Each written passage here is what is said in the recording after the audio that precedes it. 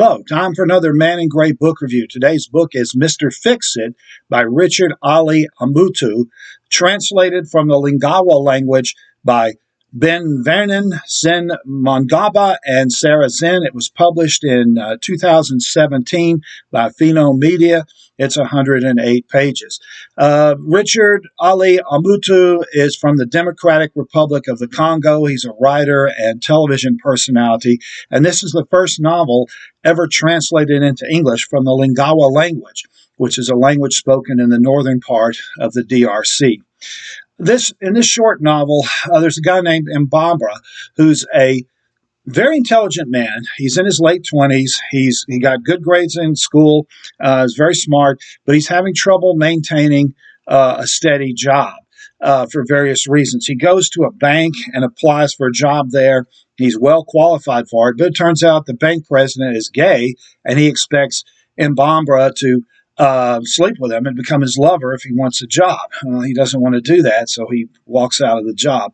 To make things more complicated, Mbambra is engaged to a beautiful but shy young woman, but when the word of his engagement gets out, all of her family shows up and expects a long list of presents for him to fork over before they'll allow his wedding to go through.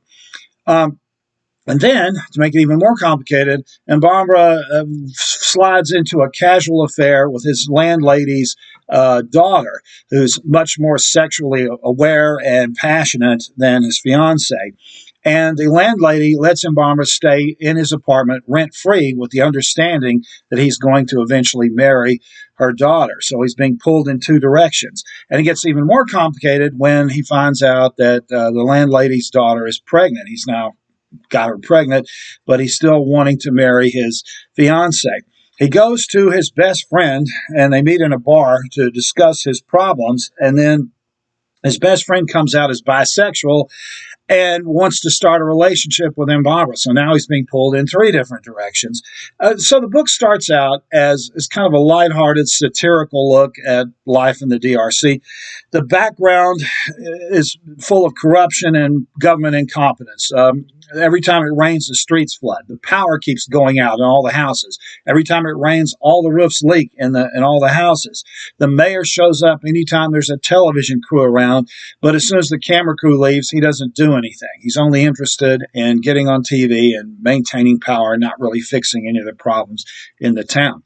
So it starts out as kind of a lighthearted, satirical look at life in the Democratic Republic of the Congo. But then in the second half of the book, it turns much darker when the two women in Mbambra's life meet each other and confront each other. And then he finds out that his uncle has suddenly died, and everything spirals down into a tragic end where it's tragic for everybody in the story. So it's like there were two different stories kind of welded together here, light satire and a dark tragedy. And it's kind of jolting when everything gets real serious at the end. But it's still a book that's worth reading, especially if you're interested in contemporary African literature. Again, it's historic because it's the first English translation of a book in Lingala. And so if you're interested in contemporary African literature, and particularly in what life is like in the Democratic Republic of Congo now, this is certainly a book that's worth reading. The book is Mr. Fix-It. The author is Richard Ali A Mutu. This has been another Man in Gray book review. Thanks for watching.